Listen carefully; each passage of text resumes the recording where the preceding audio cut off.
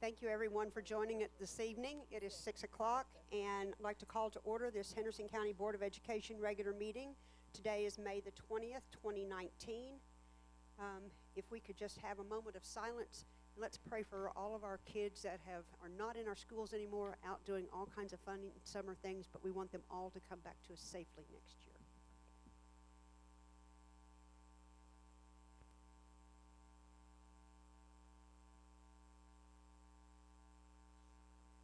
Thank you all. I know we have some STLP students in the back. Would you all mind leading us in the Pledge of Allegiance, please?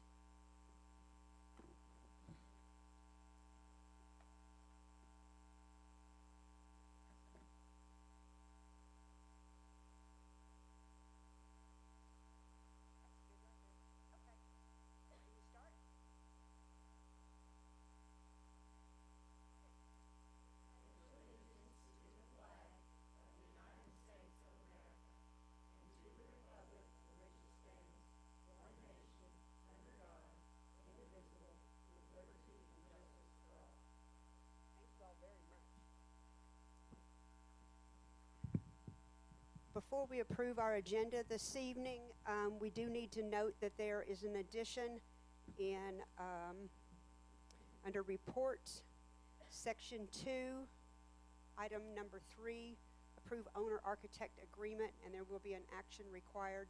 So please note that that is an addition. So I will ask for a motion to approve the agenda with the additions, please. Thank you, Ms. Tracy. Do I hear a second? Thank you, Mr. Kirk. All in favor say aye. Any opposed? Motion carried. Thank you. Moving on to Sesquicentennial Spotlight. Do we have anything for that this evening? Oh, Ms. Megan Mortis is making her way up.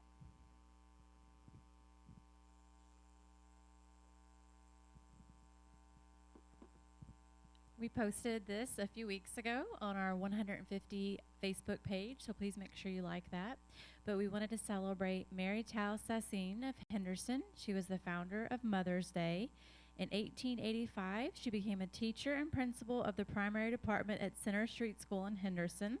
In 1899, she was a Democratic nominee for Superintendent of Public Instruction for the state, and she will long be remembered for her institution of Mother's Day in the schools.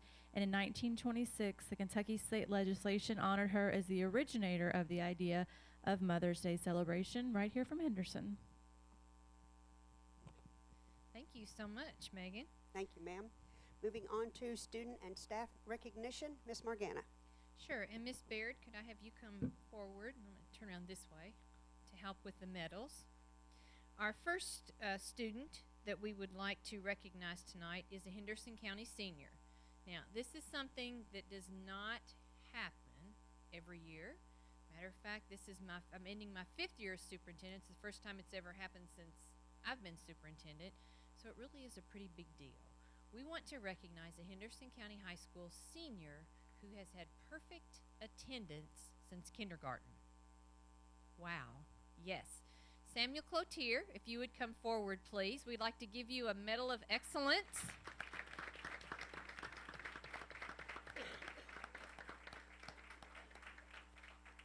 And I wish I could say, so what's the secret? You know, that's a pretty phenomenal achievement.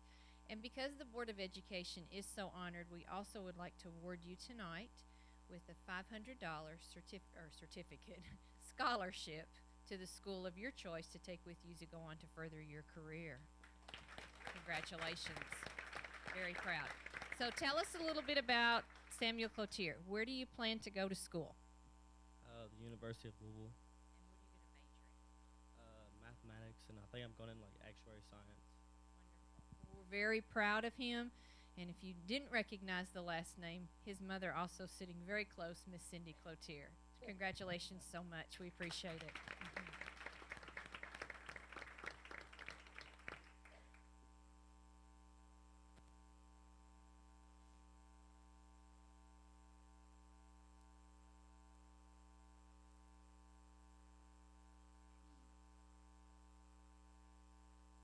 All right, next on the agenda is our May Judges Scholar.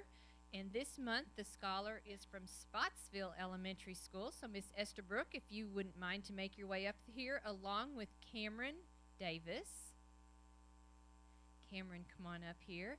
Cameron was selected to be the judge's scholar because of her leadership abilities. And I'm assuming that you got to go to physicals court and sit by the judge and have a great day, right, Cameron? Did you have a big day at physical court? Yes? So we're going to have Miss Estabrook tell us a little bit about you and why did Spotsville pick Cameron?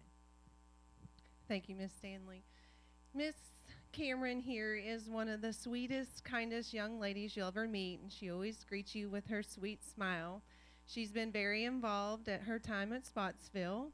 She was on the academic team, part of our percussion group. She chose to apply for one of our leadership roles, so she was a library helper this year. She was also selected for Leader of the Month for Habit 1 from the library. And Cameron was one of 7 students in the 5th grade this year that had all A's in all subjects all year long. So she has been an extraordinary leader at Spotsville and a great role model to all of our students, and we sure are going to miss her. She's going to be a North Nation, well, she is now. She's a North Nation cadet, and I know that she's going to do great things there. So congratulations. We're very proud of you. Definitely have earned that Medal of Excellence for tonight. Now, did you bring any family with you tonight? I brought my mom. Your mom? Would mom stand, please, and be recognized? Any brothers or sisters? Nope, she says. Congratulations. Let's do a quick picture, all right?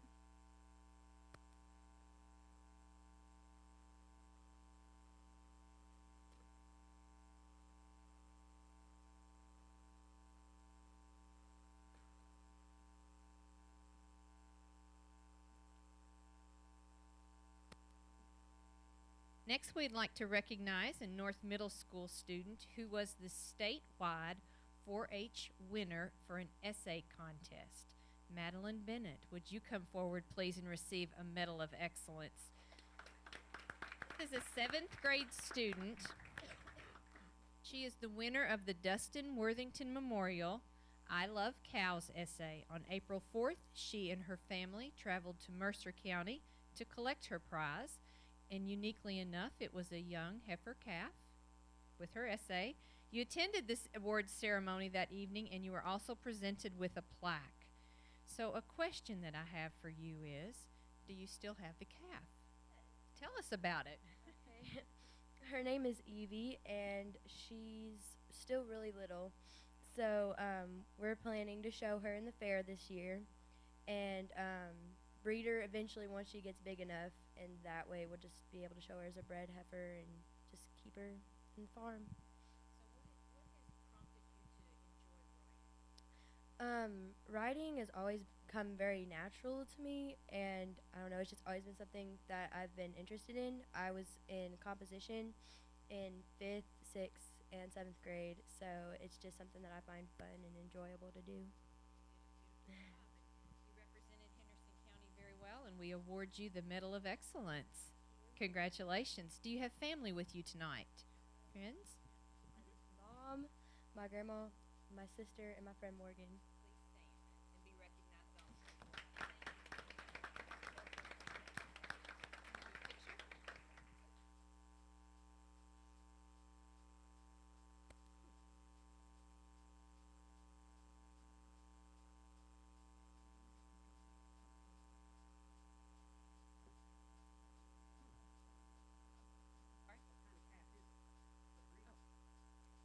It's an Angus heifer, Black Angus. There you go. There you go. Good to know. Next, we would like to recognize our Educators of the Year. Kendall always has an award for Educators of the Year, and this year they broke that award into 3 different categories. And so tonight we would like the board to meet those folks. So first, if Tony Fanock is with us this evening, would he please come forward as Support Educator of the Year from Henderson County High School.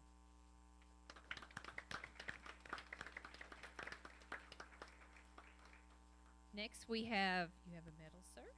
Next we have Reed Thomas, the Rookie Educator of the Year from East Heights Elementary, 5th grade teacher.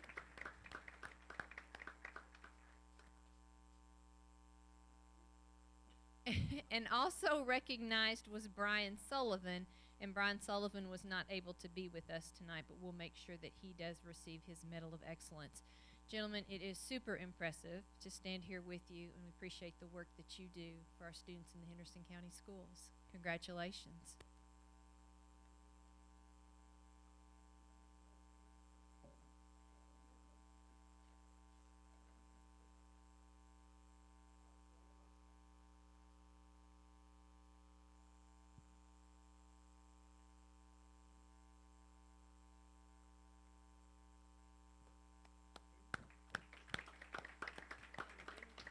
And I would say also, if there are any family members with either one of these gentlemen, would you all stand to be recognized also? Thank you. Thank you for being here tonight. Next, we would like to recognize a lady in our community, and the name is not a strange name to us. A lot of us know Dawn Kelsey. And this also is a very, I would say, unique award in the fact that we don't see this happen very often as well. And Dawn Kelsey has given us 12 years of SBDM service. Every year that her daughter has been in school, she has been a member of the Site-Based Council. So started in Jefferson, South Middle School, and Henderson County High School. Dawn, would you come further and let us give you, as a community member and a parent, a Medal of Excellence as well?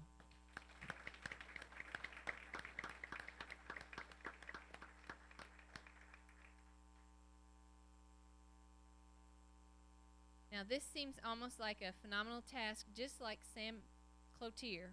I don't have a $500 scholarship for you, but that's what I thought.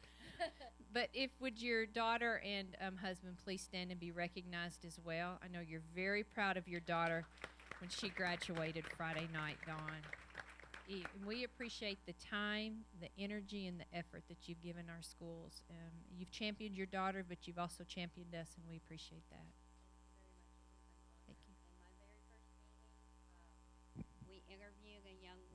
We interviewed a young woman, and her name was Casey Farmer. So that was my very first site-based meeting. So yeah. That's a great remembering. Could you get a picture, please?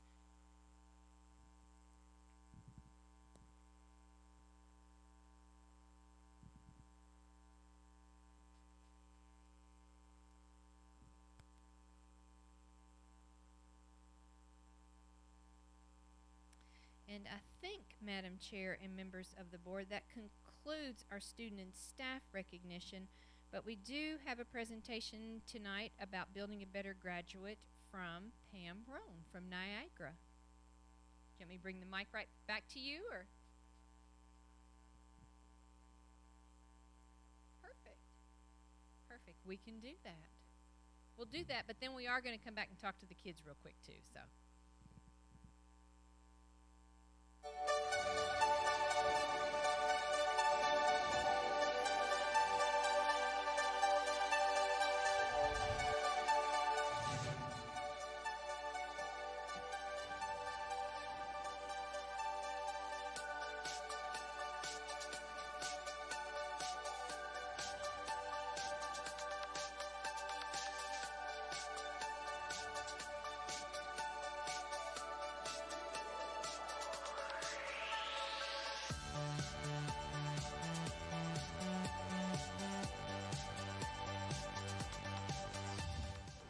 Show me your video. Which one is it? Oh, it is. Okay. You want to show it to me? Okay. Oh.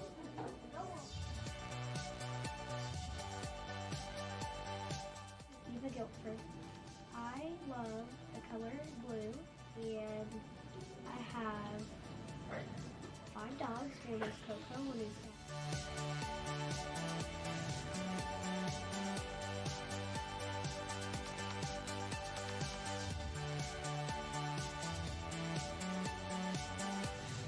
Wait, look, Peyton. What? Go see that. You have to press it.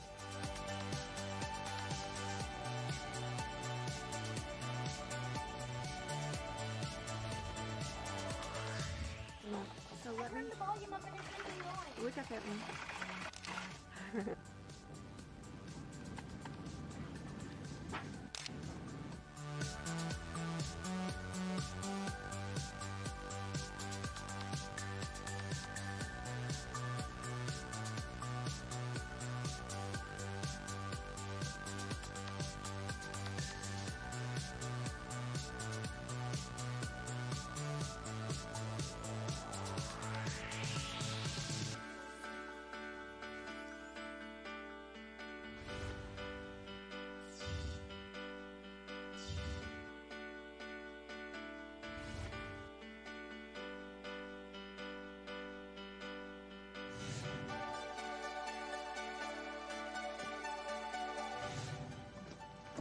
Hey, Niagara families! Hey, don't forget that the used book sale is still going on.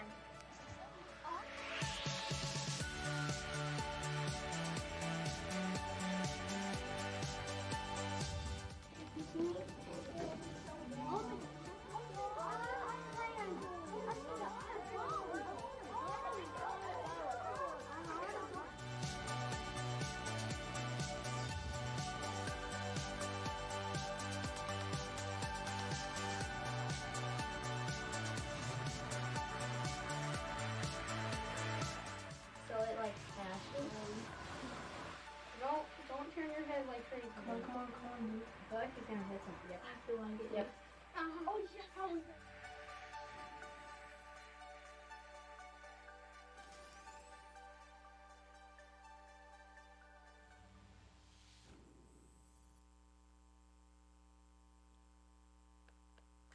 Very impressive from Niagara. So, Madam Chair, is it okay if we go back and meet Miss Pam Roan? She worked very hard to renovate that media center into an innovation hub, and you just got to see a little glimpse of that.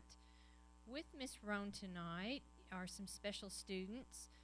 Both of these displays that you all see are STLP projects, which are Student Technology Leadership Program projects. And so from Niagara, I'll let you all share just a little bit about your project and what you're showcasing tonight. Our project is called Our project is called the Bottle Cap Challenge. Here we collect bottle caps to turn into Henderson County benches to place into parks. We have a video.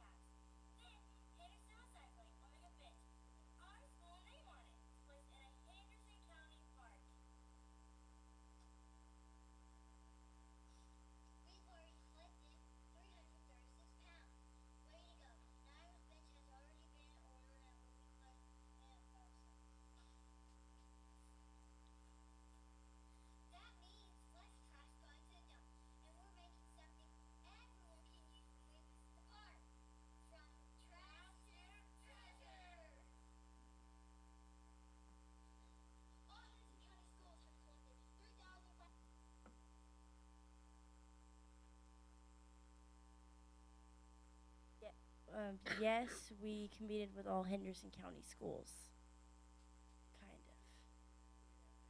Oh, yeah. Yeah. And then state.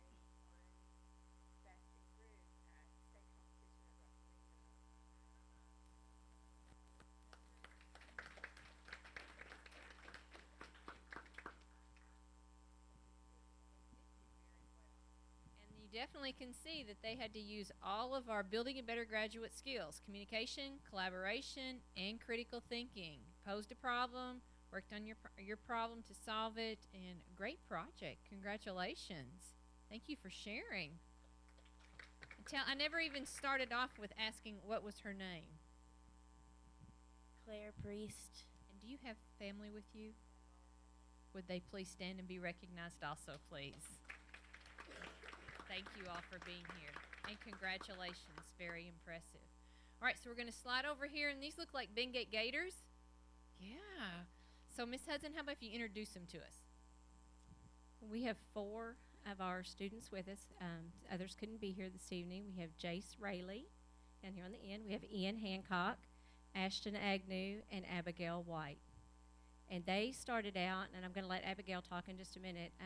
We also got to compete at Murray State, and then we got to go to Rupp Arena as well to be able to compete. So we were very, very blessed to get to do that.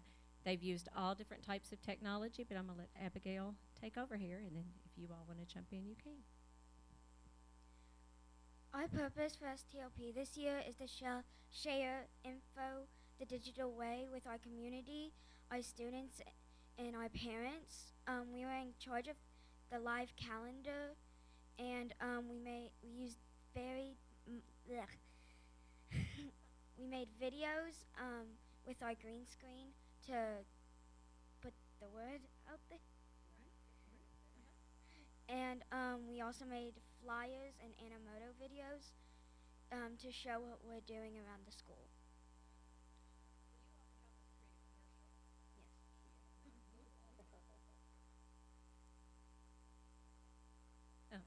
One of the things that I wanted to share, one of our videos that we did was our Kate's Farm night, and the students did it, and it was really cool because when they did the video, Abigail did it all in English, and Ian translated it all in Spanish for us. He had to write out, she had the copy written of what she wanted to say. He translated it into Spanish because he speaks fluent Spanish as well, because he lived in Mexico. So he did it in Spanish as well. So that was a really neat video that they were able to do. Well, thank you all. Do you all have parents here with you tonight, if they would stand and be recognized? We appreciate your support, and thank you so much. Very proud of these students. And Miss Hudson and Miss Roan, thank you for taking time this evening to come and share and be here with the students. We appreciate it. Thank you all so much. Absolutely. Thank you.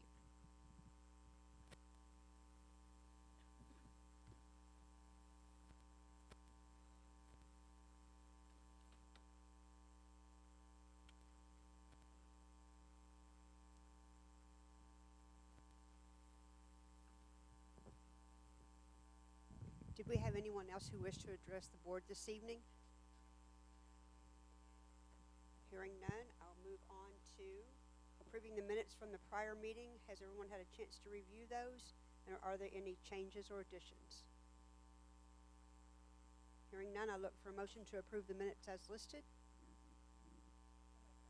Thank you, Ms. Tracy. Do I hear a second? Second. Thank you, Mr. Kirk. All in favor say aye. Aye. Any opposed? Motion carried.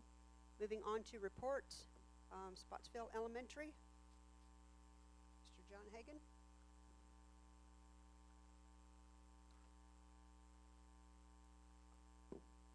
Good evening. Well, a little short. So now that school is let out, the last couple contractors are able to get out there and complete their work. Hazex moved in over the weekend, laid the last of the sod, the seeding and strawing of the back side of the building. All that's complete now. Tomorrow, the roofing contractor will be back on site. They've got to put the venting system around the entire perimeter of the 2-story classroom wing. So hopefully that'll be completed by the end of next week. That'll complete all the contract work. Of course, we're still in the warranty period for quite some time. So anytime anything has popped up, Donnie's giving me a call. So trying to get those taken care of as quickly as we can. Next month, I should be back before you with the final pay application for the roofing contractor, and then the BG4s for all the contractors. We've been waiting to do it all in one swoop, so we didn't come to you in batches. So that'll essentially wrap up the financial side of the project. So that's pretty much. Members, anyone have questions for John Hagan? Ms. Bargana, anything? No? Look forward to getting the paperwork finished. Yes, ma'am. Saying done. Thank you, sir. Moving on to New Jefferson Elementary and site improvements at South Middle School. Mr. Jeff and Mr. Tim.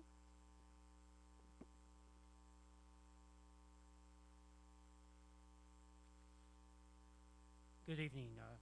Tim Skinner and I are here this evening to give you an update on both the South Middle School parking lot project, where we are with the design, and also with the Jefferson Elementary School.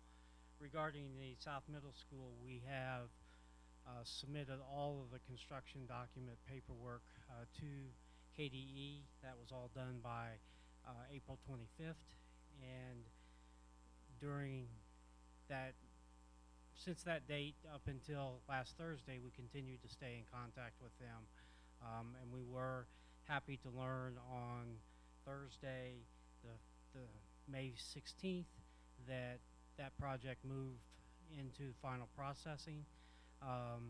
When it moved there, we were contacted the following day on 5/17, some questions about some of the work that was being indicated to be done outside the right-of-way. Mike Vickers from our team quickly contacted KDE. They worked through the questions that KDE had, and we received verbal conditional approval from them on Friday of last week. That conditional approval relates to making sure that we work out the with the city of Henderson the moving of a right-of-way line, so that all the work in the contract will be done on school property. That is in process. That's been going on for several months, talking to the city, and all of that should be resolved within the next couple days. So in summary, for the parking lot project, we believe that at the same time, within the next couple days, that we get written approval for our construction document submission, we'll also be able to submit the work or the agreement with the city, which would complete their conditions on our approval. So hopefully in the next few days, we will have that project to be able to go out for bid, and we'll move forward with all the appropriate steps at that time.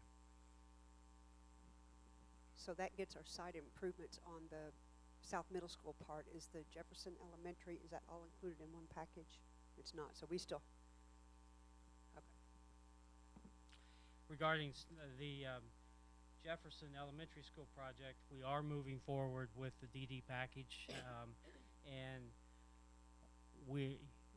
our only concern that we have at this point is with one of the comments that KDE made on their SD comments, their schematic design comments. We're working through that with them, and it's relative to a ratio of square footage between common area space and the teaching and education space.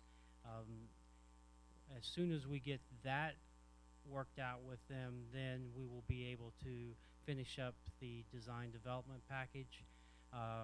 Over the past couple of weeks, we have met with facilities, with administrative people, with teachers, administrators at the school. We've gone through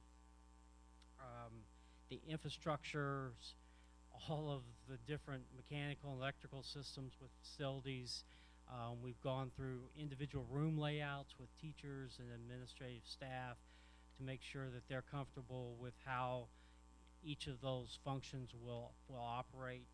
We have also scheduled a second review with the IT staff to make sure that we've got all of the outlets and communication data ports in the right locations where everyone is expecting them to be.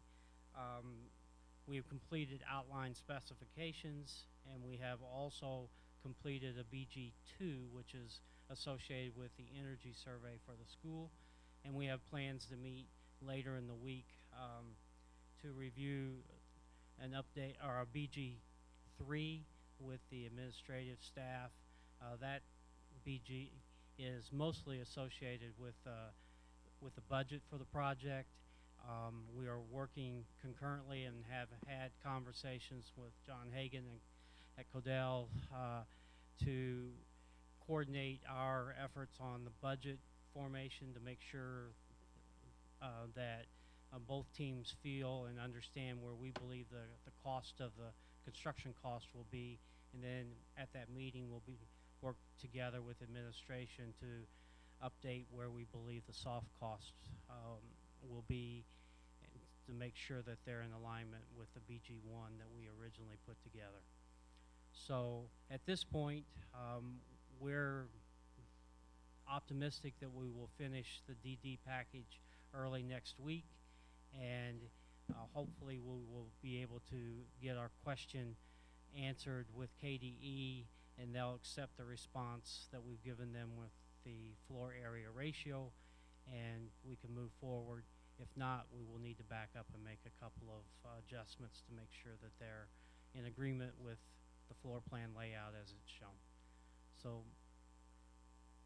that was a very quick update, but hopefully it's addressed where we stand from many of the specifics. So if we, at the best, if we get those approvals by June the 1st, then how much time before we think we'll be putting together bid packages for this? Excuse me as I'll... You've got a couple steps in between there, I know. Yeah, there are several steps, but if we get, if we submit a DD package the 1st of June, KDE allows 3 weeks for their approval of DDs. Okay. We would begin working on construction documents at that time, moving forward, anticipating approval. And our schedule shows that we have approximately 2 months to complete the construction documents. Documents to do that. So we're talking probably mid-July. Could be, depending. We're all at the mercy of KDE at this point. Okay. And just to say that I think that the board, whenever, like our next board meeting is going to be 3 or 4 weeks away, but if we got schematic approval from KDE in writing, then we would ask for a special called meeting to get that approval, to get it back up there, to keep it moving. Right. And so I feel comfortable that was a discussion point that Mr. Justice and I had today with Mr. Steiner, and that we would ask you all to do that, and I felt like that would be a favorable. We talked about doing that at the working meeting. Sure. Once you got to a point, we need to get together and get your approval and get you back, because we don't want this to slow down anymore. It already has. So. Yes, ma'am. Okay. Kirk, any questions? Yeah. So look at the site. So there's an existing sidewalk. So is that sidewalk still going to be there? Along the front of the school? Yes. Ms. Tracy? No? Ms. Morgana, are we good? Sounds good. Thank you, Jeff. Thank you. Appreciate it. Oh, yeah. In our recognition of guests, we failed to acknowledge our student ambassadors that are here in the back. How many student ambassadors do I have? 2 or 3? 3? Fine. Can you all stand up and tell us your names?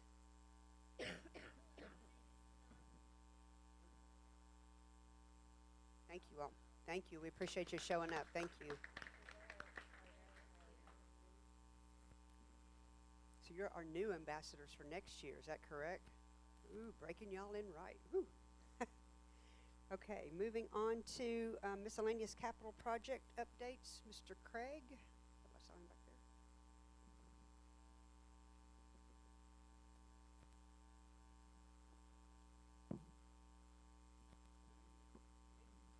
Y'all doing all right this evening? Well, I've got a lot here. I'll try to make this as simple as I possibly can. You all probably remember that we received bids on the 3 or 4 schools on the asphalt parking lots, and we only received 1 bidder. So we asked you to reject those bids. We went back out to bid so we can get a second bid and have a little competition. Unfortunately, that didn't really sow any fruit for us. We ended up basically at the same point we were. It actually went up a couple $1,000 if memory serves me correctly. But we did get some competition. We did get a combination bid from Rogers Group that if you take all three combined bids, it was $544,192.85, and we would recommend that you award that project to them. They would have all of the schools, AB Chandler, Niagara, and South Heights. So it'd be one contract for all three. Whereas we were hoping we'd at least be able to break one of those out to one of the other bidders and save some money, but unfortunately that didn't work.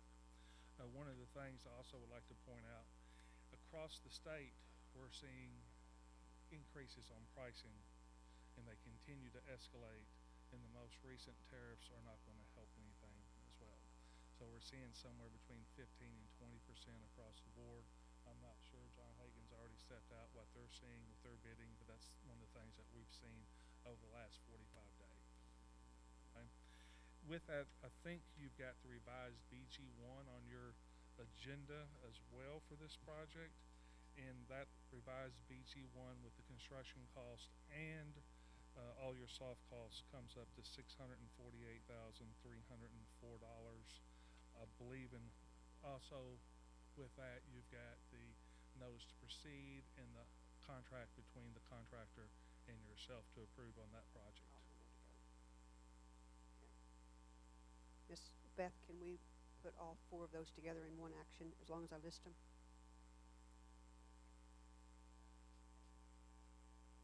Okay. Okay. Okay. Before I do that, are there any questions? Kirk, any questions? Ms. Tracy? Questions? I have one. You said the costs you see are going up. Is that just on paving materials or in general? Everything. Every project that we're figured. seeing bid, the pricing is continuing to escalate on every project. Okay. For a number of reasons. First and foremost, the market is full, the labor market is full, contractors are Having a hard time have their getting. plates full, and it's harder and harder, A, to get bidders, and B, to make it competitive, because when you've got more work than you can handle, you're not going to give your best price. Right. Right. So that's part of it, and then the cost of materials continue to escalate. Right. And Ms. Morgana, this approval of notice to proceed means that we're going ahead and giving them instructions to do that, and we're waiting on, because we have KDE's approval, we just need their official paperwork coming back, but we don't want to wait on the paperwork. Is that correct? Explain to me the Yes, ma'am. the right. notice to proceed. Mhm. Subject to KDE's approval, right, right. But if we waited until they approved it, it would be fall and we wouldn't have any asphalt work done. I totally understand. Okay. Okay, so I need a motion to approve bids for the paving project for Chandler, Niagara, and South Heights. Approve the owner contract agreement with the low bidder. Approve the revised BG1 to match the bids. Approve capital funds request to match the need of the low bid, and approve the notice to proceed. Do I hear a motion to that effect? I'll make that motion. Mr. Kirk, thank you. Tracy, can you second it? I can. Thank you, ma'am. All in favor say aye. Any opposed? Motion carried. Moving on to BG19 Henderson County CTE parking lot. At the CTE, that is a project that we have not previously bid, but we bid it at the same time that we rebid those three projects. We again received two bids, the low bid being with Rogers Group, once again, for $212,304.50, which was a good price. Please keep in mind on that project that we're taking up all the asphalt, we're improving the sub-base, gravel if you will, and then laying new asphalt and new striping on it. So it is a total redo of that parking area. So we felt comfortable about that bid. The BG1 that we have with you, the construction cost plus soft cost that you are approving tonight comes up to $256,835.40. And I believe with this you also have the notice to proceed, reference quest, and things of that nature on your agenda as well. And we would make a recommendation that you move forward with the low bidder. Okay, and save us some money. Not going to rebid that one out again, huh, Craig? Do I hear, let's see, any questions, Kirk? Well, when they receive the notice to proceed, they'll start doing their procuring of all their contracts with their subcontractors, and then they have 10 days to mobilize on the site. Within 10 days if they get it done. Ms. Tracy, any questions? Okay. I look for a motion to approve the bids for the paving project for Henderson County CTE High School unit, approve owner contractor agreement for the low bidder, approve owner architect agreement, approve revised BG1 to match the bid amount, and approve capital funds request to match the need of a low bid, and approve notice to proceed. I'll make that motion. Do I hear a second? Thank you, Mr. Kirk. All in favor say aye. Any opposed? Motion carried. Pave the parking lot. Moving on to, is that all you need, Craig? Oh, we got one more? There's one Oh, more. we got one more, okay. That's for the gym floor replacement. That okay. is the gym floor, and that's just the notice to proceed, and we're just doing that as a technicality because KDE is now requesting us to do so. Okay. So we would like for you all to do that, but if you don't mind, I'd like to bring a couple things to your attention. Those projects, Go ahead. the contractor's already working. We're going to have one of the good type change orders come back to you for over $12,000 because the subfloor when we took up at North Middle School. North Middle School was in great shape and they did not have to replace it. So a little money coming back to you. For once, it worked in our favor. Cool. Okay, so this notice to proceed is just a formality. We're already doing the work. Okay. I look for a motion to approve the notice to proceed for BG 19-128 gym floor replacement for North Middle School, South Middle School, and the Henderson County. Thank you, Ms. Tracy. Do I hear a second?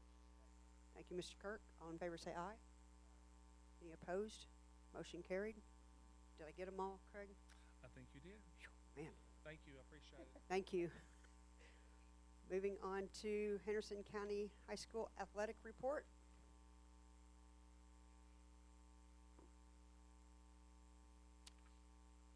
Good evening. Mr. Corsi is unable to be with us this evening. We have district baseball and softball playing tonight and again tomorrow night, and we're hosting both games. So, boys archery for our spring sports. They are regional champs, and girls team was also regional champs. Individuals within that are Lillian Buchanan was the regional champion with a score of 297 out of 300. Kyra Hayes was fourth place in the region with a score of 287 out of 300. Dalton Hinkle was the male regional champ with a score of 297 out of 300. And Mitchell Melton was third in the region with a score of 293 out of 300. The girls team was the state runner-up with a team score of 1,992 points. The boys team placed fifth in the state with a team score of 2,005 points. And Dalton Hinkle, as an individual, placed fourth place in the state with an individual score of 295. Since this report was submitted, Dalton Hinkle went on to shoot at Nationals, and he ended up placing fourth at Nationals. He shot last Friday night, not graduation, the week before, Friday or Saturday. He shot at Nationals, ended up fourth in Nationals. Bass fishing, they had 22 students compete on the bass fishing team, and they competed in regionals 2 weeks ago. We didn't have any individuals make the state championship at the time. Then they found a glitch in their point system and ended up we had Gavin Stevens and Cameron Scott qualify to compete in the state bass fishing competition last weekend. They did not place in the state, and that was down in Kentucky Dam. In tennis, Callie Priest and Isabel Wright qualified for state in doubles. John Nunez, Deegan Lawrence qualified for state in individual competition. Bryce Dahm and Hayden Sauer qualified for state doubles. And I think that is next weekend or weekend after next, not for sure right off the top of my head. 19 girls and 25 boys participating on the track team. The regional track meet is tomorrow. It starts at 10 a.m. at Colonel Stadium, so if any of you have nothing going on, they need people to help hold a measuring tape, rake some sand, be timers, anything. Softball, 28 students participating in softball. Their current record is 23-5. Hopefully we're going to be 24-5 after tonight. Sorry, Ginger. We're playing Union County first round of the district tournament tonight at 7 o'clock. I want to end their season early, but hope we win. And also, so Union County and Henderson play tonight at 7 o'clock, and then the girls' championship game, the winner will take on Webster County tomorrow evening. Baseball, 49 students participating in baseball. Their record is 18-3. The district tournament also begins tonight at BT Wayne Field. They are currently playing right now. The first round was Webster County and Union County. They started at 5 o'clock, and then the winner of that game will go on to play Henderson County High School tomorrow evening at BT Wayne Field. In terms of facilities, we did get our new video projectors installed in the main gym, and we used those today, and they are looking fabulous and sound really good, and then the addition of the new floor this summer. Looking forward to upgrading the facility. So that is the athletic report for May the 20th, 2019. Anybody got questions? Nope. All right. Thank you all very much. Thank you. All good stuff. Great job at graduation, by the way. Yes, yes, wonderful job. Moving on to Technology Plan 2019, Mr. Bryan. Yes, ma'am, Madam Chair and members of the board. Thank you for having me tonight. I'm here tonight to present to you a comprehensive strategic plan for technology in Henderson County Schools. This is different from a plan that you've used to seeing in the past. Usually we're on a one-year plan. We are adopting the recommendation from KDE to move towards a two-year strategic plan, utilizing a new format this year. The format this year centers around the 7 gears of the Future Ready framework. And I'm excited to say that if you were in this room several weeks ago watching the development of this plan, which Ms. Baird and Ms. Stanley both had the pleasure of being a part of, watching this plan develop was really an astonishing thing. We took 36 stakeholders from diverse areas across the district, brought them together to collaborate to build a plan that is not a plan developed by Brian Bailey or the technology department, but from those across the district. So this is truly a reflection of what the district sees as a need moving forward. I'm going to take you through at a 10,000 level feet here. You've been prepared with this plan, and we're given this plan in advance. If you have any questions or want to stop me at any time to dig a little deeper, I'd be more than glad to do that with you. I'm proud to stand in front of you today to let you know that all of the goals outlined in our previous technology strategic plan have been met. As we move forward for areas of improvement, we are definitely going to focus on the implementation of digital citizenship and the implementation of the 4 C's to further our implementation of our Building a Better Graduate initiative and utilizing and leveraging all technology resources to achieve that goal. The first gear of the Future Ready framework actually focuses on robust infrastructure and ecosystem. So, Robin, that's about 5 slides down, actually. There you go. So, a robust infrastructure and ecosystem is one that delivers the device, network, and supports the needs of staff and students to create personalized learning environments using digital tools and resources. We have identified several areas under that part of the technology plan. A couple of the big items. We will focus on upgrading our district server infrastructure, which is the brains of our entire IT infrastructure. That is our data center operations at the Technology Support Center. That's a large cost associated with that part of the plan. We're also going to continue to roll out our board-approved one-to-one initiative. I'm proud to say that we are ahead by 1 grade level in that implementation, and through the end of next year, we will be grades 2 through 12 one-to-one in Henderson County Schools.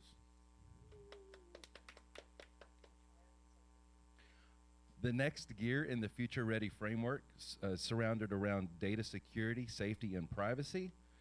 One of the things that we feel is very important and an asset and resource that we give our teachers in the implementation of the one-to-one initiative is a tool called Go Guardian. Go Guardian allows us to really protect our students in the use of the internet, allows our teachers granular control of the devices, and allows them to better manage their classroom while they're using the devices in their classroom. We also want to put an intentional focus on data security and privacy. We live in a world where educational institutions are no longer ignored by the hackers out of pity, but we are now a huge target for them. So we definitely are upping our game in the implementation of stronger passwords in terms of complexity and in terms of expiration policies to meet standards that have long time been the norm in other sectors across the community. We're definitely looking at training, ongoing training and identification methods for our teachers and staff members in order to how to identify a phishing attempt and to be proactive in the monitoring of that and the training of that, and allow our teachers and staff members to be on the forefront of understanding the threats that are posed to them. We've also come up with a robust plan and a strategic plan working along the sides of our instructional team in the development of really taking a close look at who has access to what on a regular basis. So tying back to that security awareness and training aspect of things, just knowing who has access to what and having those checks and balances in place throughout the year as people come and go to make sure that our systems are as secure as possible. So under the budget and resources section of the Future Ready framework, I'd like to highlight the people side of ed tech. You know, when we developed the one-to-one initiative, the plan for our one-to-one rollout several years ago, we really focused on it not being a plan that was intentional upon just delivering devices to the classrooms. We invested in the devices, we invested in the training, we also invested in the people. And when I say the people, it's not just the instructional people that are in the classrooms using the devices with the students, it's also the people that support the devices on the back side, what we call backstage. You know, keeping the infrastructure going, repairing the devices as they've been broken, things of that nature. And we have been able to do that. We've been able to do that through a combination of several different methods. We've added some positions within the Technology Support Center that have allowed us to maintain a high reliability level for our students, to have devices turned around at a very fast rate. We've also been able to partner with the Career and Technical Education program and have students come in and work help desks at both middle schools. We started this year with 4 students, 2 at each middle school. That worked out well. We identified areas of improvement, and we will expand that to include 3 students at each middle school and 1 student at the central office in the Technology Support Center next year. We also have a help desk operations that's ran by a staff member and several students as an internship at the high school. So we're very proud of that program. And that just allows us to evolve and involve our students in the support of the one-on-one program. That also lends itself to the next gear of the Future Ready framework, which is partnerships. A couple of highlighted items that I'd like to mention there is the continued development of the help desk program, and that culminating into an apprenticeship program that Henderson County Schools will work hard to develop through the next year. Reaching out to the community, we've identified through several different surveys that there's about a 16% of our families do not have access to internet at home. And we're going to work through whatever partner we need to work with to close that gap. So we see that as a need. Henderson County Public Library has started a program, or is in the midst of starting a program, where students or library card holders can check out mobile hotspot devices for a determined amount of time. We've applied for several grants to be able to offer that for our students, and we will continue to look at methods of being able to close that access gap at home. We're also looking to engage with community partners through our Building a Better Graduate initiative. HCS Plus Wi-Fi is what I would like to call it. Talked to Megan Mortis, our public information officer, also talked to Mrs. Stanley about working through our community partners such as Kendall to identify our local business partners who openly offer Wi-Fi at their place of business, and communicating that down to our students to let them know, hey, when you're outside of school, when you're on your spring break or your fall break and you still want to use your Chromebook further your learning, that opportunity still exists outside the walls of Henderson County Schools if you do not have access at home. So we'll definitely be working with our community partners to identify those opportunities. Any questions so far? All right, next gear, digital curriculum, instruction, and assessment. That's really the around the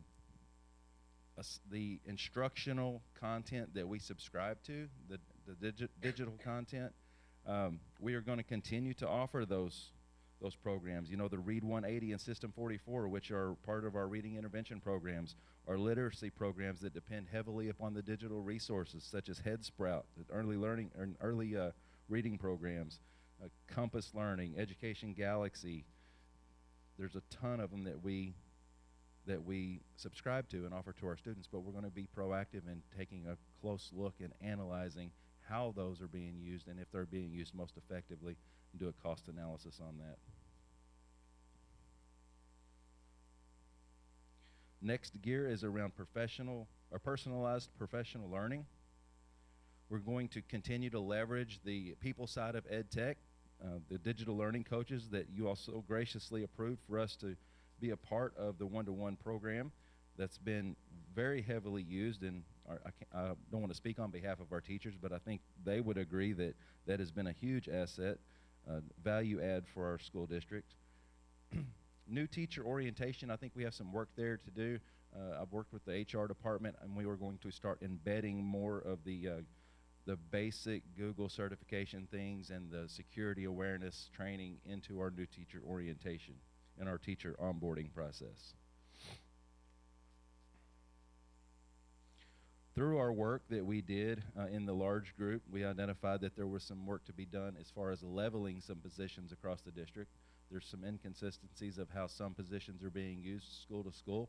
So we're going to take a look at that, work with our principals to determine how we can level that and provide training opportunities to make sure that all schools are getting equality from those positions that the district's providing.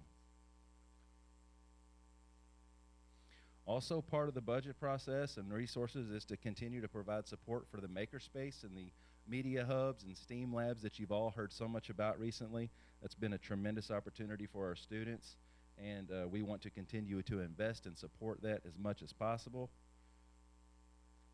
And also just to continue to work on expanding access in every form, to the internet, to technology resources, to continue to expand our students' minds and prepare them for the future. That's a 10,000-foot overview of this 30-page comprehensive strategic plan for technology, and I would be more than glad to answer any questions any of you may have.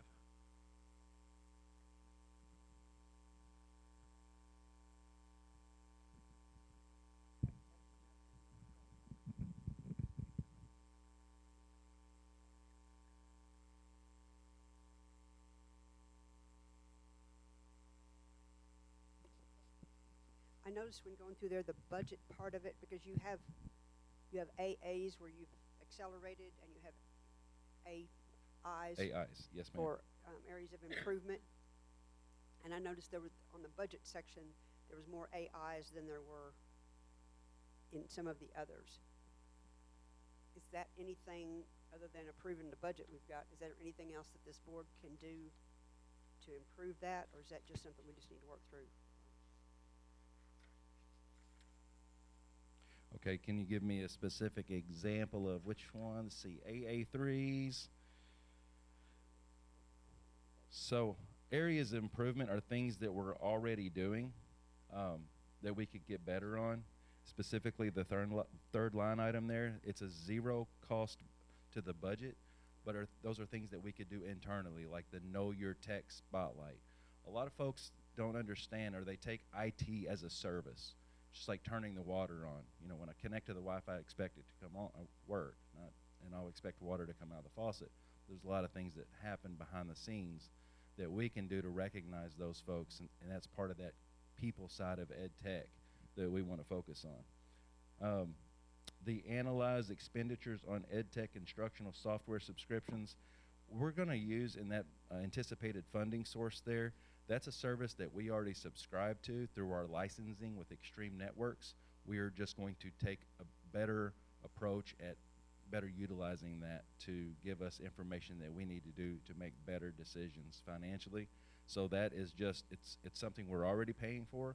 So the way that you could support that as a board is to continue to pay for that. Does that answer your question? Yeah, I was just trying to make sure that there was something we were leaving out of our budget, which I know we've spent a ton of money on technology. I'll take the responsibility for that one. I just want to make sure there wasn't something that we needed to do or give you support and you weren't asking for it. But you're doing it. Just most of these are internal. Well, I'll take that opportunity to say that I know we're in the midst of a salary schedule study, and anytime that we can do anything for our people side of ed tech or people side of education, I hope that the fruits of that work will help us elevate some folks, let's just say. Okay, cool. Thank you. Thank you. Thank you. Kirk, any questions? No? Okay. Ms. Tracy? Thank you, Mr. Bryan. Thank you. Okay, moving on to, there is no old business listed. New business, school manager at East Heights, Ms. Morgana?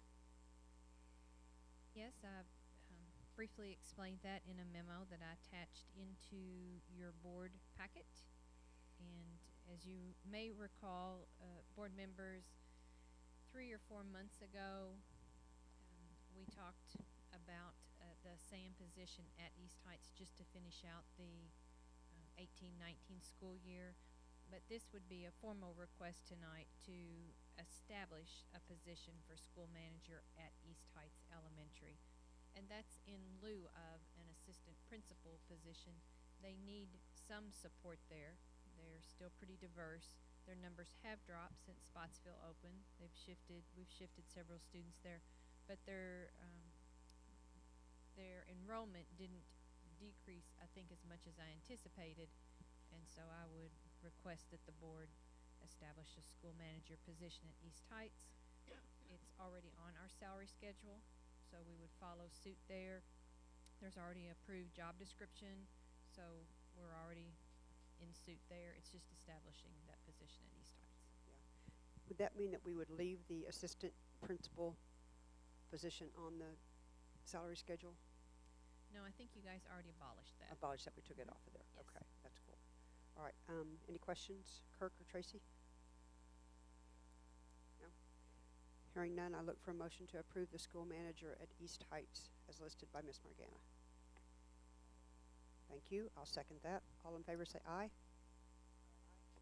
Any opposed? Motion carried. Moving on to establishing the Director of Teaching and Learning secondary position. Also, Ms. Morgana. Sure, I'm requesting the board to establish a position as listed, Director of Teaching and Learning of Secondary at the district office. And this is, as you all know, Ms. Swanson is retiring. I feel like that in our best interest to support our schools at this point, that we need a director instead of an assistant superintendent. So I'm asking the board to establish the position tonight, but not to abolish the assistant superintendent position until we have formally hired somebody and completed that process. And I'm only making that request because of the candidate pool that's out there. I have no idea what that might look like. And so kind of asking on a trust factor to keep both of those positions open, but knowing, and it can go in the minutes, Ms. Newton, that through the hiring process, one person will be hired for that position, whether it's a director or an assistant superintendent. But I prefer to post it as a director level, and we work from there. Any questions regarding that, Mr. Kirk? Nope. Ms. Tracy? Okay. I look for a motion to approve the establishment of a Director of Teaching and Learning.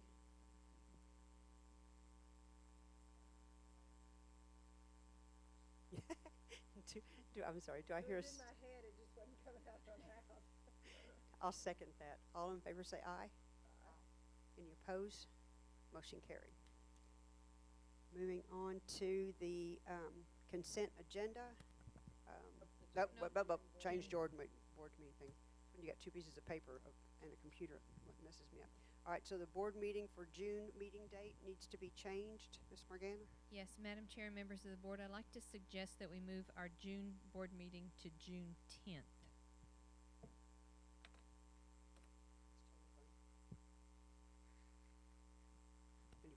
Any problems with that for anybody? Surprise, surprise. All right. And that will be listed as a special called board meeting. Is that correct? Although it would be at the same time. Does okay. You could be absent that night. Do we need action to change that meeting as we would do? I make a motion we change the June board meeting to June the 10th. Do I hear a second? Thank you, Mr. Kirk. All in favor say aye. Any opposed? Motion carried. And then, Madam Chair, do we also need to schedule a 5 o'clock meeting on June 10th to receive the superintendent evaluation, and then we go into the regular monthly meeting at 6 o'clock? Usually we meet in executive session. Right, but that's moving it up another week to get all this paperwork done. That's what I'm thinking.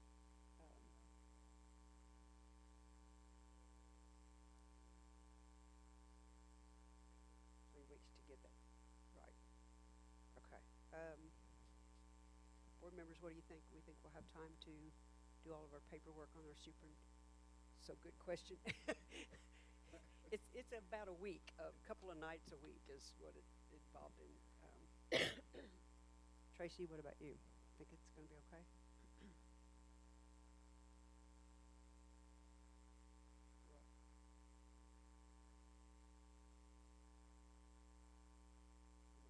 Get it back to them. Okay. Yeah, let's go ahead and schedule a 5 o'clock meeting for review of the superintendent's evaluation. Special call. We turn it in to you on the 5th. That'll give you 5 days. Is that not enough? Do you want a whole week? No, I mean, that's fine. I just was trying to give everybody, especially Kirk, who's never done it before, Right, enough time to go through it, because it is a lot of reading. So, yeah. That's fine. I think we'll get it done. And Kirk, if there's any questions, just holler. Okay, so 5 o'clock? Okay, 5 o'clock, okay. Yes. Yes, ma'am. Yes, ma'am. We'll get it turned in to me by June 5th, and then we'll have it for June the 10th at 5 o'clock, yes. Okay, are we ready to move on to consent agenda? Okay. Consent agenda is approve grant applications, approve student overnight trip request, approve a bid list for 2019-2020, approve bid recommendations, approve 2019 school activity budgets and fundraisers, approve transportation transfer request, approve first reading of the 2019-2020 Student Code of Conduct Handbook, and adopt retiree resolutions, and approve transportation requests. Any of those items need to be pulled or discussed?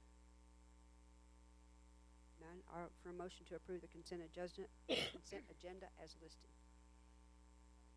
Thank you, Mr. Kurt. Tracy, second. All in favor say aye. Any opposed? Motion carried. Moving on to financial. Ms. Cindy Cloutier. The budget you have in your packet is the tentative budget that is required to be approved by May 30th each year. This budget is the same budget you saw in January, presented as a draft budget with just a couple of changes. On the planning assumptions page, the contingency is set at 8.33% of all operational funds, and the guaranteed base per pupil is still $4,000. The changes made in this budget are minimal. There are 6.5 positions that have been added since the draft budget. 2 positions will be at the high school, 1 at Central to help them meet the graduation requirements, and then a half a position added at Cairo, and then we put in 3 additional positions needed for increased enrollment, because we have several classes right on the border right now. There's also an additional bus that was added to give them a total of 5 buses. And the only other addition made is for $7,500 to start a safety incentive program aimed at keeping our workers' comp rates down.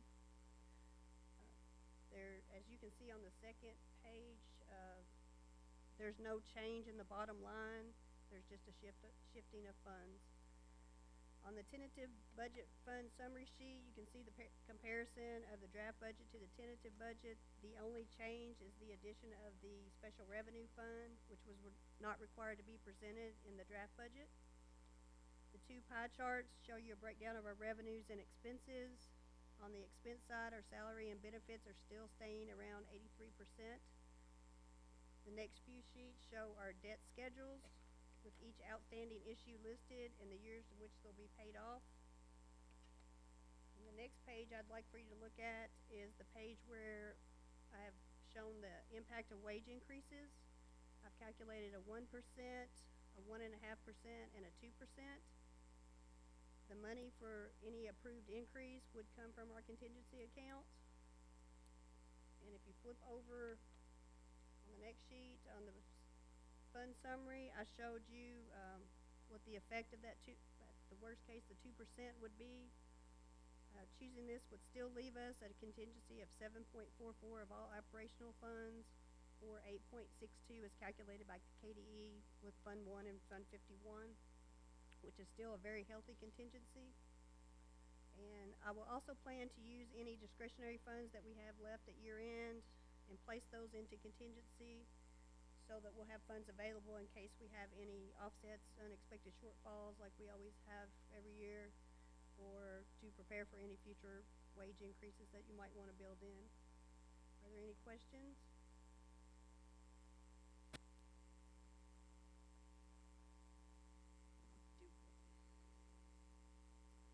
Do we need to approve going forward on the wage increases this evening, or is that something we need to do when we do the final budget? Yes, I would like for you to approve the tentative budget as is first, and then second, approve some type of increase that you would like for me to build into the working budget, if you would like me to build in one. Okay. Board members, questions, discussion? I see the anticipated increases. Counties close to us. Looks like an average maybe of 1.5% across the board, depending on. I mean, my recommendation would be a 2%, but 2%. Madam Chair, members of the board, I would also yeah, recommend a 2% wage increase for our folks. as long as we keep generating the revenues like we've been generating. Right. And like you said, if we've got a healthy contingency, there's no sense in us not sharing it, especially the people who do the work. I mean, we talked about the 2% before that was brought up in another board meeting. Yes, sir? Oh, when you bring the budget back to us, I'd like to see the cost for going to bi-monthly pay. And I'd also, if there's any cost to that, and a draft calendar for payroll for the upcoming school year. Calendar? Like just our. Like if it's going to be the 15th and 30th or every 2 weeks. We've done several times, we've done a survey asking our employees if they would like to move to a bi-monthly, and it always comes back done. Okay. But we can. I'd still like to see that. And then there used to be flex PD days, right? I would like just to see what the cost would be to offer a wage increase plus bring back it. Talking about the optional days that we Yes. used to have. I'd just like to know the cost. Can I ask Kirk why the 2-week pay thing? Explain to me why. I Is think there a that we have benefit? younger employees that may not be able to manage on a once a month pay. Once a month pay. Okay. When was the last time we did a survey and asked them? Do you remember? I'm not sure. Maybe 5 years ago, maybe. We can gather that information. I just thought that was a I reason don't know why what the cost would be. Just off the top of my head, I'm trying to think what kind of cost would be involved, but I'll be think much about it. different or Thank you. anything. It's fine. Thanks, Kirk. Ms. Tracy? Definitely the 2%, as long as our contingency's good, and I think that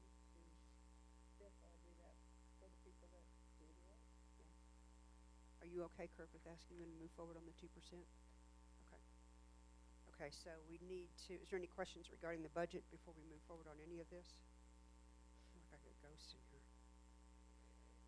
Okay, so I need a motion to approve the 2019-2020 tentative budget as listed by Ms. Cloutier. Kirk beat you to it. You want a second? I'll second. Thank you.